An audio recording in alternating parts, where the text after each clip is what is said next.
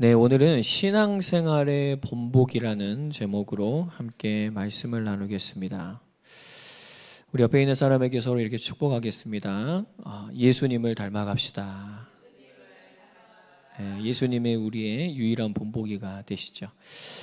오늘 본문은 광야에서 이제 멸망당한 출애굽 1세대들의 그러한 잘못된 모습에 신앙의 본보기를 삼아서 너희들은 멸망하는 자가 아니라 회개하고 돌아와서 구원 얻는 자가 되라라고 말하는 바울을 통한 메시지입니다. 성경을 보면은 모형론이라고 있습니다. 모형론이라는 것은 예수 그리스도를 통한 이러한 우리가 사는 종말론적인 이 구원을 하나님이 성경에 나와 있는 구원사의 중요한 인물들이나 사건들의 모형에 비추어서 그것들을 이제 해석하는 것이죠. 그래서 이제 우리가 오늘 말하는 이 출애굽 1세대가 있지만 지금으로 말한다면 우리는 예수 그리스도를 통하여서 이제 새 시대를 살아가는 출애굽 제2세대라고 할 수가 있고요. 제2의 출애굽이다라고 할 수 있고 그리고 오늘 바울이 얘기한 것처럼 구름과 바다에서 홍해를 건너는 것이 바로 그들의 세례였다라고 하는 것에 있어서 우리는 또한 이 시대에 지금 세례가 베풀어지고 있죠. 또 오늘 신령한 음식과 음료로 그들을 먹었다라고 하는 만나와 그런 메추라기가 반석에서 물이 나왔던 광야에서 그런 삶들, 그런 것을 우리는 지금 성찬식을 거행함으로써 우리는 그런 것들을 믿음으로 고백하고 있습니다.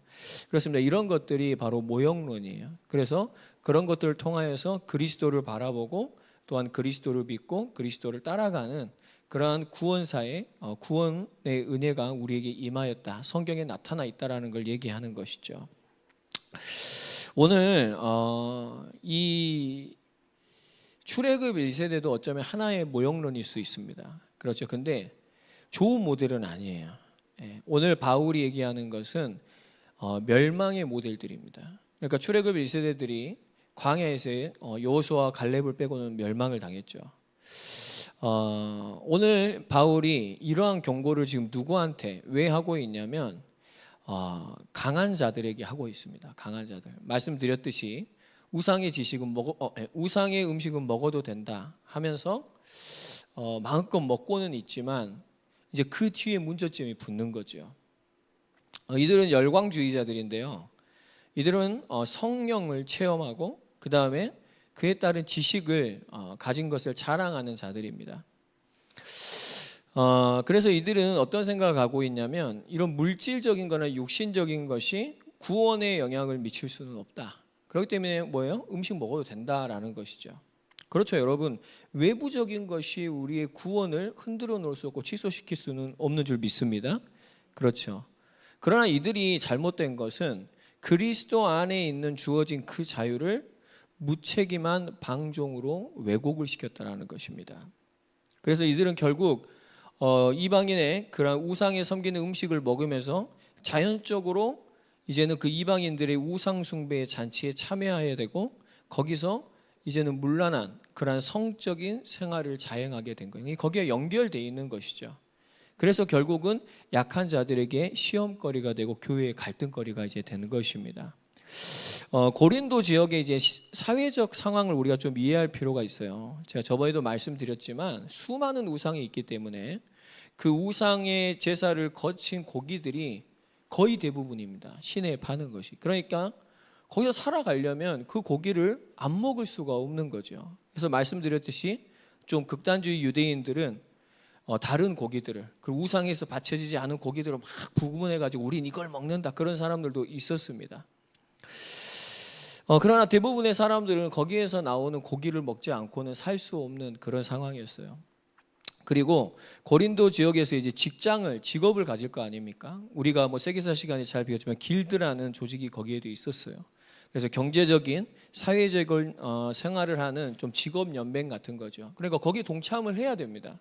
거기에 동참을 하면 결국에는 동참하는 것으로 끝나지 않아요. 그들과 관계를 맺고 또한 그들이 먹는 걸 같이 먹고 그들과 함께 교류를 하기 때문에 결국에는 더욱더 그러한 우상 문화에 가깝게 접근을 하게 되는 것이죠. 그런 사회적 상황이 분명히 있습니다. 그리고 저번에도 제가 말씀드렸지만 이스미안이라는 큰 축제가 있어요. 그러니까 여기에 참여한다라는 것은 그냥 스포츠 종목이 아닙니다. 여러분 올림픽 속에는 수많은 정치적인 경제적인 것들이 들어있거든요. 그러면 유력한 자들은 거기에 참여를 해야 돼요. 거기에 참여를 해서 그 사람들과 만나고 교류를 하는, 그러면은 그런 것들이 여러분 다 우상잔치거든요.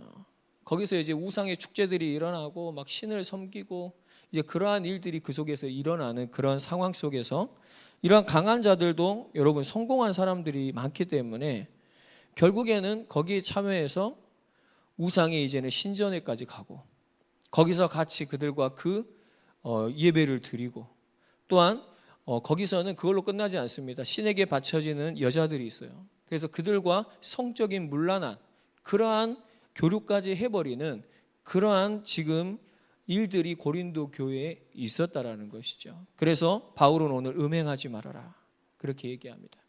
너희들이 자유가 있지만 우상을 섬기는 우상의 음식을 먹을 수 있는 자유는 있지만 그게 결국에는 우상을 숭배하고 음행까지 해버리는 이러한 위험이 도사리고 있기 때문에 너희들이 함부로 너희의 자유를 내 마음대로 남용을 해서는 안 된다라고 이 강한 자들에게 분명히 오늘 이 출애굽 1세대들을 비유하면서 이러한 경고를 또한 하고 있는 것입니다. 여러분 오늘 이거는 지금 고린도 교회의 강한 자들에게만 하는 경고의 메시지가 아니죠. 오늘 우리 각자에게 하나님께서 하시는 경고의 메시지입니다. 우리도 여러분 지금 눈에 보이지 않지만 우리가 세상 속에 나가면 하나님으로만 살 수 없는 환경과 그 다음에 우리가 세상의 그러한 문화 속에서 살아갈 수밖에 없는 우리의 형편입니다. 우리가 그 속에서 정말로 하나님을 의지하지 않으면 우리가 이 강한 자들처럼 어쩔 수 없이 그 사회적인 상황 속에서 사람들을 의지하고 또한 우리가 세상의 것을 얻기 위해서 우상을 섬기고 또한 하나님을 섬기는 자가 아니라 이러한 영적인 음행을 저지르며 우리는 살아갈 수밖에 없는 그러한 현실이라는 거예요. 그래서 오늘 저와 여러분들에게 우리가 오늘 비록 이 자리에 앉아있지만 이 자리에 앉아있는 것을 끝나면 안 됩니다. 강한 자들도 예배하는 자들이었고 그 속에서 함께 예배하는 교인들이었어요. 그러나 그들에게 분명히 경고를 하고 있습니다. 그것이 다가 아닙니다. 오늘 우리가 이 하나님의 말씀을 듣고 우리가 세상에 나가서 정말 우상 숭배하는 자들이 아니라 이러한 음행하는 자가 아니라 우리가 그러한 삶 속에서 하나님을 원망하고 불평하는 출애굽 1세대와 같은 자들이 아니라 정말로 저와 여러분들이 바울과 같이 하나님을 감사하고 하나님을 찬송할 수 있는 그러한 구원의 본보기들이 꼭 되어지시기를 주님의 이름으로 축복드립니다. 그렇습니다. 오늘 본보기라 함은 두 가지가 있습니다. 첫 번째로는 절대 저렇게 되면 안 되겠구나라고 하는 멸망의 본보기이고, 나도 저렇게 되었으면 좋겠다, 저렇게 살아야 되겠구나라는 축복의 구원의 본보기가 있는 것이죠. 그래서 첫 번째로 한번 따라해보겠습니다. 멸망의 본보기가 되면 안 됩니다. 여러분 2절 3절 같이 한번 읽어보겠습니다. 시작. 모세에게 속하여 다 구름과 바다에서 세례를 받고 다 같은 신령한 음식을 먹으며 4절도 읽습니다. 다 같은 신령한 음료를 마셨으니 이는 그들을 따르는 신령한 반석으로부터 마셨음에 그 반석은 곧 그리스도시라. 아멘. 그렇습니다. 이 강한 자들은 어떤 생각을 갖고 있었냐면 자기들이 이제 그리스도인이 돼서 교인이 돼서 세례를 받죠. 그렇죠? 그리고 성찬에 참여를 합니다. 지금보다 훨씬 더 이 의식이 굉장히 중요한 시기였어요. 그리스도인으로서 여기에 참여한다라는 것이요. 그렇기 때문에 이 사람들이 생각한 거 뭐냐면 이러한 성례와 성찬이 이러한 겉껍데기가 우리의 구원을 지켜줄 것이다. 그렇게 착각을 한 거예요. 그래서 우상 숭배의 그 잔치에 참여하고 거기서 음행을 하고 그렇게 하면서도 나는 교회에 다니고 나는 성찬과 세례에 참여한 자이니 나는 구원을 받은 것이다 라고 잘못된 생각을 하고 있던 것이죠. 여러분 이게 바로 멸망하는 사람들의 특징입니다.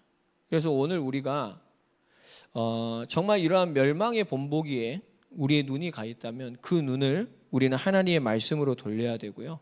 우리는 그리스도께 돌리고 정말로 구원의 본보기이신 그 예수님만을 닮아가고 따라갈 수 있는 저와 여러분들이 되길 바랍니다. 그렇습니다. 여러분, 세례와 성찬의 중요한 의미는 예수님과 연합을 의미하는 것이죠. 어떠한 연합이냐면 나도 옛사람이 예수님과 함께 죽고 이제 새롭게 살아가는 죽음과 부활의 연합을 얘기하는 것이고, 여러분, 성찬은 무엇입니까? 그의 살과 피를 우리가 먹고 마시면서 예수님과 온전한 연합을 이룬다라는 이러한 핵심적인 의미가 있는 것입니다. 만약에 이들이 이러한 의미와 이러한 신앙을 가지고 있었다면 그들은 우상을 경계했을 것이죠. 그리고 그를 분별했을 것입니다. 그러나 껍데기만 겉모습만 그리스도인이었고 그들의 실제적인 삶은 그리스도인이 되지 않은 것이죠. 그래서 여러분, 우리가 생각할 것은 멸망의 본보기는 형식주의 신앙생활입니다. 종교 생활입니다. 그러니까 주일날만 예배에 나와서 이렇게 예배를 드리고 이때는 크리스천이에요. 그리스도인입니다. 그런데 밖에 나가면 그리스도인이 아니에요. 밖에 나가서 실제로 생활하는 것은 우상을 섬기는 자나 별 다를 바가 없습니다. 그들이 하는 똑같은 말과 그들이 하는 똑같은 삶의 방식과 그들이 추구하는 가치와 그들이 이루고자 하는 그 목적이 별 다를 바가 없어요. 여러분, 그런 크리스찬 많습니다. 만약에 우리가 지금 그러한 신앙생활을 하고 있다면 그거는 분명히 구원의 본보기가 될 수 없고요. 성경은 그것을 멸망의 본보기다라고 오늘 우리에게 설명을 하고 있습니다. 그렇습니다. 여러분, 우리가 교회에 다니니까, 내가 세례 교인이니까, 내가 교회에서 이런 성찬에 참여하고 예배에 참여하니까 나는 구원받았다. 우리가 이렇게 100% 생각할 수가 없습니다. 분명히 성경은요, 알곡과 가라지가 교회 안에 있다 그럽니다. 분명히 성경은 양과 염소가 분명히 있다 그럽니다. 이것은 세상과 교회를 얘기하는 것이 아니라 교회 안에도 분명히 이렇게 구원을 얻을 자와 멸망받을 자가 우리는 알지 못하나 분명히 있다라는 것이죠. 그러나 성경은 우리에게 힌트를 주는 게 뭐냐면 그 멸망을 받을 자의 특징이 뭐냐면 그냥 와서 예배는 드리지만 일주일에 나가서 이제 사는 실제적인 삶은 우상을 섬기는 세상 사람들과 별 다를 바 없는 삶.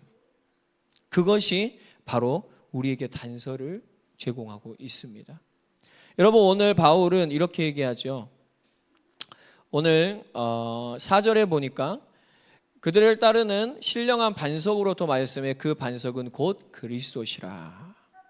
여러분, 광야에서 이스라엘 백성들이 물을 마시는 방법이 있었어요. 그게 무엇이었습니까? 반석을 쳤을 때 거기서 뭐가 나왔죠? 물이 나왔습니다. 그렇습니다. 그들이 목마르고 그들이 정말로 살 수 없을 때 하나님은 모세를 통하여서 반석을 쳐서 그것에서 물이 나오게 하셨고 이스라엘 백성들을 먹이셨죠. 그러나 여러분, 정말 하나님은 그렇게 하실 수 있는 분인데 이스라엘 백성들은 항상 목마를 때 뭘 했죠?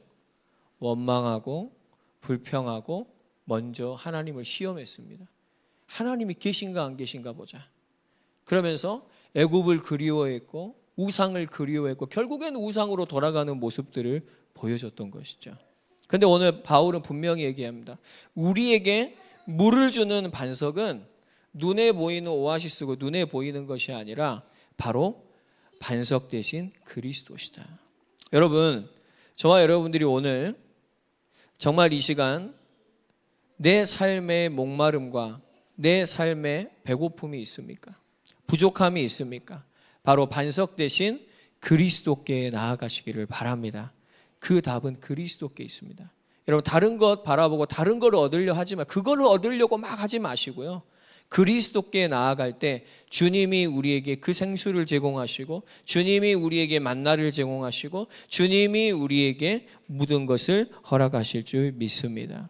그렇습니다. 우리가 이런 걸 경험해야만 뭐죠? 주님과 이러한 연합된 삶을 경험해야만 우리는 형식적인 종교 생활에서 벗어나 진정한 신앙생활을 하게 되어질 줄 믿습니다. 또한 여러분 6절에서 우리 8절까지 한번 또 읽겠습니다. 시작.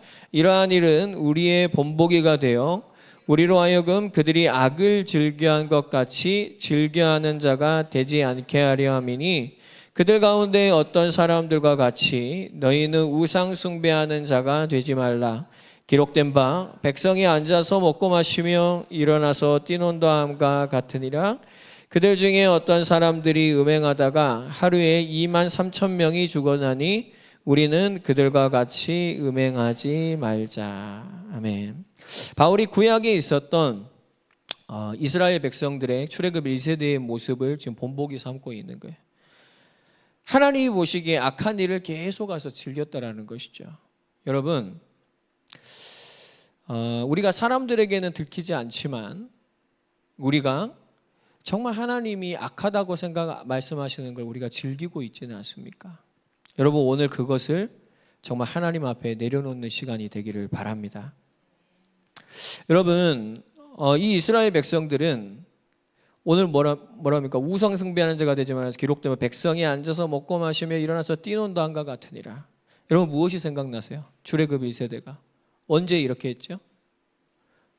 모세가 시내산에 올라갔을 때 거기서 금송아지 세워놓고 거기서 우상 숭배를 했죠. 여러분, 이스라엘 백성들이 하나님을 믿는 것 같지만 결국에는 모세가 안 보이니까요, 하나님은 없습니다. 하나님은 뭐로 대체가 돼버리죠? 금송아지. 하나님을 믿는다고 얘기를 합니다. 근데 자기를 이끌어준 위대한 지도자인 모세가 안 보이니까요, 금방 변해버리는 거예요. 여러분, 한번 따라해보세요. 사람 때문에 시험 들면 안 됩니다. 우리가 하나님을 보고 하나님을 믿기 때문에 우리가 신앙생활 하는 거지, 어떤 사람이 이랬다 저랬다 우리는 그러면요 계속 시험 들고 원망하고 불평하고 핑계대는 것밖에 되는 게 아니에요. 그게 바로 여러분 함께 멸망하는 자의 모습입니다. 여러분, 오늘 우리에게도 분명히 그러한 연약한 모습들이 있거든요. 오늘 여러분 정말 우리에게 그리스도가 채워지기를 바라고요. 이런 모든 원망과 불평과 사람을 의지하는 신앙생활이 아니라 오직 하나님을 신뢰하는 신앙하는 생활이 되기를 바랍니다. 그리고 여러분 8절에 보니까 음행을 하다가 하루에 2만 3천 명이 죽었다. 여러분, 우리 민수기 25장에 모압 여인들과 음행을 했고 하나님께서 전염병을 통해서 하루에 2만 3천 명이 죽었다. 그러니까 하나님이 얼마나 우리는 이것을 경계하고 있는지를 알아야 됩니다. 하나님이 하지 말라고, 너희들이 그 약속의 땅에 가면서 이방인들과 그런 우상들과 모든 것들을 완전히 진멸하라 그러셨거든요. 근데 그런 거에 느슨히 하고 관계를 하고 결국에는 거기에 동화되어져 버리는 그 악한 일을 결국에는 즐겨버리는, 여러분 우리 안에도 다 악함이 있습니다. 우리가 하나님의 은혜가 아니면요 우리는 순간 또 그걸 즐깁니다. 거기에 눈이 가고 거기에 손이 가고 우리의 삶의 시간과 물질과 우리의 모든 것을 거기에 두기 시작하거든요. 그러나 여러분, 저와 여러분들이 정말로 하나님의 말씀을 붙잡고 정말 우리가 그리스도 안에 거하면 그 시간들이 이제는 조정이 되죠. 하나님이 기뻐하시는 일을 하고 하나님이 원하시는 것을 보고 그것을 나도 즐거워하고 우리는 그러한 삶을 위하여 우리의 삶을 준비해 가는 것입니다. 그래서 여러분, 오늘 우리가 멸망하는 자들은 우상 숭배하거든요. 그러면 그 우상 숭배하는 자들의 특징은 뭐냐면, 여러분 우상 숭배는 뭡니까? 한번 따라해 보세요. 하나님보다 더 신뢰하는 것입니다. 여러분, 오늘 우리가 무엇을 신뢰하고 있습니까? 정말 하나님을 신뢰하고 있습니까? 돈을 더 신뢰하고 있습니까? 여러분, 하나님을 더 신뢰합니까? 사람을 더 신뢰합니까? 빽이 있어야 되는데, 인맥이 있어야 되는데, 과연 그게 맞을까요? 여러분, 하나님을 신뢰합니까? 실력을 신뢰합니까? 내게 이런 실력이 있어요. 그래야 살아갈 수 있어. 여러분, 하나님을 신뢰하십니까? 아니면 뭔가 내 뒤에 주어진 배경을 신뢰하십니까? 여러분, 이 강한 자들이 그리스도인들이지만 그런 고린도의 상황 가운데서 이러한 우상 숭배를 또한 할 수밖에 없었던 것은 어떤 이유냐면 어쩔 수 없었다라는 것입니다. 우리가 그러죠. 그래도 돈이 없으면 어떻게 사냐? 이런 겁니다. 우리가 야, 그래도 우리가 혼자 어떻게 살아가냐? 또 우리가 그러면은 아무것도 못하면은 어떻게 하나님 일할래? 뭐 이런 거죠. 그러면서 우리는 어쩌면 하나님의 능력을 불신앙하는지 모르겠습니다. 우리가 정말로 하나님을 온전히 신뢰한다면 우리의 생각 속에, 우리의 입 속에 그러한 말들이 존재하지 않을 것 같아요. 우리가 정말로 하나님을 신뢰한다면 하나님이 돈도 주시는 거지. 우리가 정말 하나님을 신뢰한다면 하나님께서 사람도 붙여주시는 거지. 여러분 믿으십니까? 하나님이 살아계신다면 나는 실력이 없지만 하나님께서 하나님의 일을 하시는 거지. 믿으십니까? 하나님이 함께 하신다면 실력도 또한 갖추게 하실 줄 믿습니다. 또한 여러분, 하나님이 함께 하시면요, 여러분 엘리사에게 쳐들어왔잖아요. 어마어마한 군대가 쳐들어왔습니다. 그 도단성을 에워쌌습니다. 근데 그 종이 가서 맨 처음에 그걸 보고 깜짝 놀랐어요. 우리 이제 죽었습니다. 근데 엘리사가 그 영안을 열어서 봤을 때 어떻게 되죠? 그 수보다 더 많은 불말과 불병거가 도단성을 에워싸고 있던 것입니다. 여러분, 우린 이걸 안 보죠. 우린 이걸 못 봅니다. 그리고 우리는 눈에 보이는 배경을 아주 중요히 생각한다는 것이죠. 여러분, 우리가 하나님을 신뢰할 수 없는 그곳에 만약에 우리가 배경을 신뢰한다면 그것이 우리의 우상입니다. 여러분, 우리가 하나님보다 돈을 더 신뢰하고 목적하고 그걸 더 즐거워한다면 분명히 우리는 악한 것을 즐겨하는 자들입니다. 여러분, 돈이 없어서 하나님의 일이 안 되는 것 아닙니다. 여러분, 사람이 없다고 하나님의 일이 안 되는 것 아닙니다. 하나님께서 하나님과 함께하는 한 사람만 있으면, 여러분, 골리앗이 쳐들어왔어요. 이스라엘에 수천 명, 수만 명의 군사들이 있었습니다. 그런데 그 많은 사람이 있어도 아무 필요가 없었어요. 골리앗 앞에 나갈 수 있는 사람은 아무도 없었습니다. 그러나 단 한 사람, 하나님의 마음에 합한 한 사람, 다윗과 함께 하나님은 거기서 싸우셨던 것입니다. 여러분, 오늘 저와 여러분들의 실력과 배경은 오직 하나님이신 줄 믿습니다. 여러분, 우리가 이게 없을 때 결국에는 뭐합니까? 음행을 하는 거예요. 우상과 우리는 함께 살아가는 것입니다. 우리는 하나님과 함께 살아가는 것이 아니라 하나님도 사랑하는 것 같지만 우상도 사랑하면서 우상도 신뢰하면서 이러한 아주 복잡한, 아주 지저분한 삶을 우리가 영적으로 살아갈 수밖에 없는 것이죠. 여러분, 오늘 이 음행이라는 것은 우리의 생각과 마음을 지금 우리는 어디에 두고 사느냐입니다. 우리의 눈과 귀와 우리의 삶과 우리의 시간과 우리의 노력을 우리는 어디에 목적을 두고 무엇을 위해 살아가고 있는가를 분명 우리는 생각을 해봐야 됩니다. 여러분, 바울은 분명히 깨어있는 사람이었어요. 그렇죠? 오직 복음을 위해 살아가기 위해서 그의 마음과 생각과 눈과 귀와 삶을 복음에 하나님의 영광을 위해서 그의 중심을 두었던 사람입니다. 그럼 여러분, 우리가 깨어있는 자라는 것은 정말 우리의 중심을 하나님께 두고 살아가는 것이죠. 그 중심으로 살아가는 것입니다. 우리가 여러분 맨날 말씀만 읽을 수 있습니까? 우리가 맨날 기도만 할 수 있습니까? 그렇게 못하고요. 우리가 맨날 모여서 예배만 드리고 그렇지 않습니다. 우리는 분명히 오늘 이렇게 모여서 예배를 드리지만 분명히 나가서 우리의 삶을 살아가는 시간이 훨씬 많습니다. 그럼 여러분, 우리가 거기서 정말 깨어있는 자로 하나님을 섬기는 자로 살아가려면 우리는 어떻게 해야 되냐? 중심에 무엇을 두고 있느냐입니다. 내가 정말로 예배 중심으로 하나님 중심으로 살아가고 있다면 분명히 그의 삶은 예배의 중심으로 우선순위와 그 다음의 것들이 질서를 회복하게 될 것입니다. 그러나 우리가 우상과 음행을 하고 있으면 딱 드러나는 것이 뭐냐면 하나님 앞에 체면치레만 하는 것이죠.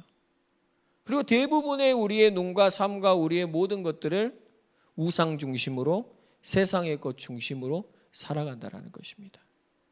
여러분, 그게 하나님이 보시기에는 음행입니다.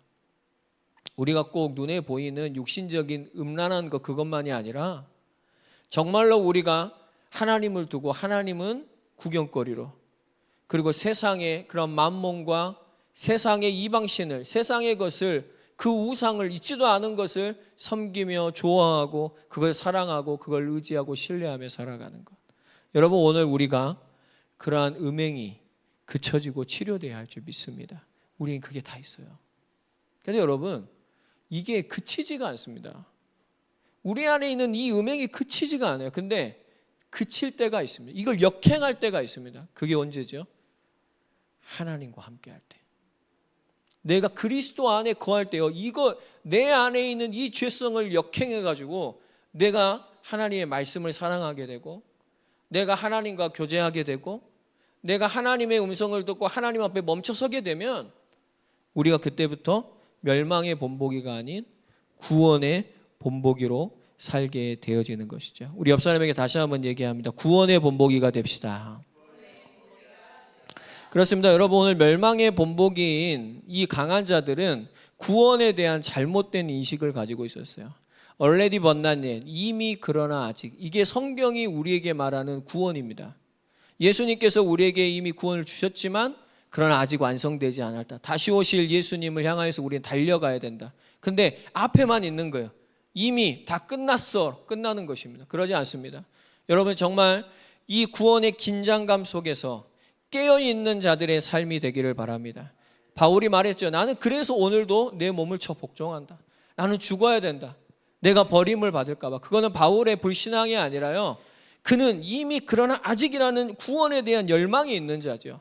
이 엄청난 가치와 선물을 위해서 나는 기꺼이 이 썩어지 없어질 것을, 사라질 것을 포기하고 난 영원한 것을 붙잡고 살겠다. 여러분, 오늘 우리에게 이러한 구원의 지식이 저와 여러분들에게 있기를 바랍니다. 이게 구원의 본보기가 될 사람에게 지식이에요. 그 다음에 구원의 본보기가 되는 사람은 따라해 봅니다. 그리스도와 연합합니다. 여러분, 멸망의 본보기들은 종교생활, 형식주의에 그쳐버립니다. 그러나 우리는 그것을 넘어서 분명히 우리의 모든 삶이 예수님과 연합되어 있는 줄 믿습니다. 우리가 세례의 성찬은 이제 하나의 표징인 거예요. 우리가 그리스도인이 됐다는 하나의 표징이지 그것이 우리의 구원을 절대 안전하게 할 수 없습니다. 그럼 우리가 이렇게 생각할 수 있죠. 그러면 얼마나 불안해요, 목사님. 구원을 받았다라고 확신을 가지고 살아야 되는 건 아닙니까? 여러분, 분명히 이미 그러나 아직, 이것은 성경이 우리에게 말하는 구원의 지식이라는 것은 분명합니다. 우리가 이러한 긴장 속에서 때로는 시험도 들 수 있어요. 근심이 될 수도 있습니다. 여러분, 바울도 근심이 됐잖아요. 내가 복음을 전하고 버림을 당할까 봐 나는 내 몸을 늘 쳐서 복종시킨다. 여러분, 그게 그 근심이 나쁜 근심일까요? 하나님의 뜻을 위해서 하는 근심은 우리에게 회개를 이루는 줄 믿습니다. 예. 그래서 바울과 또한 이러한 그리스도와의 연합이 되면은 분명히 뭐죠? 내 안에 죄성이 있어요. 그건 뭡니까? 멸망의 본보기입니다. 그게 보인다고요. 그게 느껴져요. 여러분, 지금 자기 손에 갑자기 배설물이 주어졌어요. 이거를 손에 쥐고 너무 따뜻해 하면서 가슴에 품을 사람 있어요? 없죠? 예. 그게 보이면 다 버리는 거예요. 질색팔색을 하면서. 맞죠? 여러분, 우리가 그리스도와 연합하게 되면 영원한 지식과 영원한 생명이 보이게 되는 거죠. 영적인 것이 보이는 것이죠. 그러면 우리가 그 우상 숭배와 그런 것들이 다 금으로 포장되어 있습니다. 그게 아름다운 포장지로 다 포장되어 있어요. 그게 겉에는 굉장히 향기로운 냄새가 납니다. 그래서 우리가 이게 있어야 되고 이게 좋아요. 근데 주님과 연합해 보면 그 안에 있는 실체가 보이는 것이죠. 이게 우상 숭배구나. 하나님이 싫어하는 거구나. 내가 이거 하면 멸망의 본보기가 되는 것이구나 라고 하면서 던져버리는 것이죠. 주님과 연합하게 될 때 이러한 나의 옛사람이 죽는 것입니다. 그리고 주님과 함께 거듭난 나의 새 사람이 영향력을 미치는 거예요. 내가 하나님의 뜻으로 살아야지. 내가 하나님이 기뻐하는 삶을 살아야지. 여러분, 오늘 저와 여러분들이 이러한 거룩한 열정이 일어나게 되기를 주님의 이름으로 축복드립니다. 절대 여러분, 이러한 고민과 이러한 하나님의 뜻을 위한 근심은 우리의 구원의 확신을 약화시키지 않습니다. 우리의 삶 가운데서 이 구원의 본보기 되신 예수님을 경험하게 하고 연합하게 해서 이 하나님의 나라를 더욱 열망하게 할 줄 믿습니다. 여러분, 신앙생활 하면서요, 하나님의 나라를 열망 안 하고 사람들도 많습니다. 근데 여러분, 하나님께서 우리에게 주신 건 이 땅의 것이 아니에요. 하나님께서 우리에게 주신 진정한 소망은 이 광야 같은 삶을 주님과 함께 좁은 길, 좁은 문, 십자가의 길을 걸어가다가 정말로 그것과 비교할 수 없는 하나님의 나라의 영광의 주님을 만나서 거기서 우리는 영원한 축복과 생명을 누리며 살아가는 것이 바로 하나님께서 우리에게 이 성경을 주신, 우리에게 믿음을 주신, 우리에게 구원을 주신 궁극적인 목적인 줄 믿습니다. 여러분, 그러면 구원의 본보기가 되는 사람에게는 하나님께서 무엇을 주시냐? 한번 따라해 보십니다. 시험을 주십니다. 그렇죠. 시험을 주십니다. 테스트가 되는 것이죠. 그래서 그 시험을 통해서 반드시 하나님은 성숙하게 만드십니다. 그냥 여러분, 우리가 저절로 내가 교회 한 10년 다니면 성숙해지냐? 그거 아닙니다. 교회 10년 다니는 동안 하나님은 수많은 시험을 주십니다. 그렇지만 하나님께서는 그 시험을 통해서 어떻게 하시냐? 진짜 그리스도인이 되게 만드세요. 하나님은 그 시험을 통해서 멸망의 본보기인 나에서 구원의 본보기인 하나님의 자녀로 살아갈 수 있는 하나님의 은혜를 허락하실 줄 믿습니다. 여러분, 우리 13절 다시 한번 읽어볼까요? 13절 시작.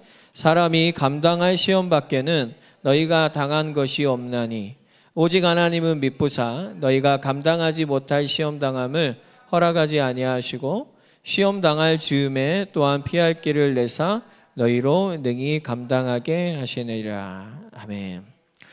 여러분, 시험 당할 때는 엄청 힘듭니다. 피할 길이 없는 것 같고, 내가 감당하지 못할 것 같고, 때로는 막 죽을 것 같고. 여러분, 그러나 하나님은 분명히 우리가 감당하지 못할 시험을 주시지 않고 우리가 감당할 수 있을 만한 시험을 주시는 줄 믿습니다. 그러니까 우리는 거기서 믿음을 가지고 버티는 것입니다. 분명히 우리가 거기서 주님과 연합하고 주님을 바라보면, 한번 따라해 보겠습니다. 피할 길을 주십니다. 감당하게 하십니다. 여러분, 그게 있어야만 우리는 성숙하게 되는 거예요. 진짜 그리스도인이 되는 것입니다. 종교 생활이 아니라 진짜 신앙생활을 하게 되어지고, 우리는 지식의 신앙생활이 아니라 정말 구원의 길을 걷는, 주님과 동행하는 그러한 신앙생활을 하게 될 줄 믿습니다. 여러분, 하나님은 시험을 주시지만 기억하십시오. 하나님은 우리를 그 시험에 그대로 내버려 두지 않으십니다. 여러분, 하나님은 그곳에 함께 계십니다. 여러분, 혹시 지금 시험을 당하고 있습니까? 오늘 이 말씀이 바로 나에게 주시는 말씀입니다. 네가 그리스도인이기 때문에 시험이 있는 거야. 그리고 나는 너를 한 번도 내버려 둔 적이 없어. 내가 그곳에 너와 늘 함께 했었고, 네가 나를 바라볼 때마다 그 시험에서 내가 피할 길을 줄게. 여러분, 이스라엘 백성들이 광야에서 하나님 앞에 불신앙해서 뱀에 물려서 다 죽어가죠. 그때 하나님께서는 무엇을 세워주셨습니까? 못뱀. 그게 모형론이에요. 그 못뱀이, 그 나무에 달리신 분이 누구시죠? 예수 그리스도. 우리가 정말 그리스도를 바라볼 때 하나님은 한 번도 내버려두지 않아요. 그곳에 그리스도의 언약으로, 그 사랑으로, 변하지 않는 은혜로 우리와 함께 하시면서 우리를 구원하시고 우리를 구원의 본보기로 삼으시기 위해서, 우리를 진정한 그리스도인으로 만드시기 위해서 하나님은 그러한 시험들을 허락하셨다라는 것입니다. 우리가 그러한 시험을 겪을 때, 그걸 통과할 때 우리에게는 무엇이 이제는 있게 되냐면 구원의 확신이 들게 되는 거예요. 여러분, 저와 여러분들의 그러한 구원의 확신이 있기를 바랍니다. 하나님은 우리에게 구원을 주시고자 하는 하나님이신 줄 믿습니다. 여러분, 우리가 이것저것 많이 필요한 게 많습니다. 하나님은 때로는 만나도 주시고요. 하나님은 때로는 반석에서 물을 쳐서 물도 마시게 하십니다. 그러나 하나님이 우리에게 진정으로 원하는 가치는, 그럼 하나님께서 우리에게 시험을 안 주셔야죠. 그게 목적이라면. 하나님은 그게 목적이 아니에요. 하나님의 목적은 저 약속의 땅으로 끌고 가는 것입니다. 그런데 그 사이에 필요한 것들이 있어요. 하나님은 그러면은 우상 숭배하지 않고 하나님께서 주시는 것을 경험하면서 공급해 주시면서 그 길을 걸어가게 하실 줄 믿습니다. 그래서 여러분, 우리는 그 속에서 뭐 하죠? 또 애굽을 그리워하고 모세를 원망하고, 자기 좀 짜증나면은 하나님 앞에 수틀리면은 막 하나님을 원망하고 불평하는, 이게 여러분 출애굽 1세대의 모습 아니겠습니까? 우리는 그것이 아니라 우리는 그러한 시험과 그러한 상황 가운데 만났을 때 계속하여서 하나님은 우리에게 말씀을 보내시는 줄 믿습니다. 오늘도 말씀을 보내시잖아요. 너한테 시험을 내가 준 이유가 있어. 그거는 너를 멸망시키려고 한 게 아니라 너를 정말로 구원하려고 하는 거예요. 너를 참된 그리스도인을 만들어서 이 구원의 길을 나와 함께 끝까지 걸어가게 하고자 하는 하나님의 사랑인 줄 믿습니다. 네, 여러분 그 속에서 정말 안심하시고 그 속에서 구원의 은혜를 누리는 저와 여러분 되기를 바랍니다. 여러분 마지막으로요. 분명히 하나님은 여러분의 삶 가운데 어디서나 함께 계십니다. 그렇죠. 여러분 우리 요셉 알죠? 요셉은 어마어마한 시험을 받은 사람입니다. 다 들죠? 요셉은 어떤 사람이 됐죠? 국무총리가 됐죠. 네, 노예에서 국무총리가 됐어요. 그러니까 사람들은 다 우리의 자녀들이 요셉과 같이 되게 하여 주시옵소서. 근데 그러면 요셉과 같은 삶을 살려고 하면은 아무도 안 삽니다. 그 정도의 시험이 있었던 것이죠. 지금 우리 친구들 나이에 노예로 팔려갔어. 거기서 그것도 형들이 가족이 팔았어. 얼마나 배신감이 크겠습니까? 노예 생활 열심히 잘했는데 누명을 썼어요. 감옥에 갔습니다. 감옥에 갔는데 자기가 일 다 해결해 줬는데 배신했어요. 기억도 안 합니다. 얼마나 배신감. 그러니까 요셉의 인생을 생각했을 때 정말 배신감의 연속이었겠다. 그 상처가 얼마나 컸을까. 여기 갔는데 저기 갔는데 그 배신을 계속 당하는 거죠. 그렇게 해서 어쨌든 하나님께서 국무총리를 세우셨죠. 그리고 하나님의 언약을 이루어 가시는 것이 하나님의 구속사를 이루어 가시는 이스라엘 백성들이 거기서 이제 번성하고 충만해지죠.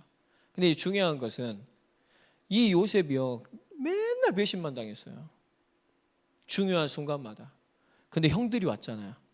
만약에 요셉이 그 배신감 속에 여전히 살고 있었다면, 요셉이 그 속에 갇혀 있었다면 분명히 형들을 어떻게든 해코지 했을 수도 있어요.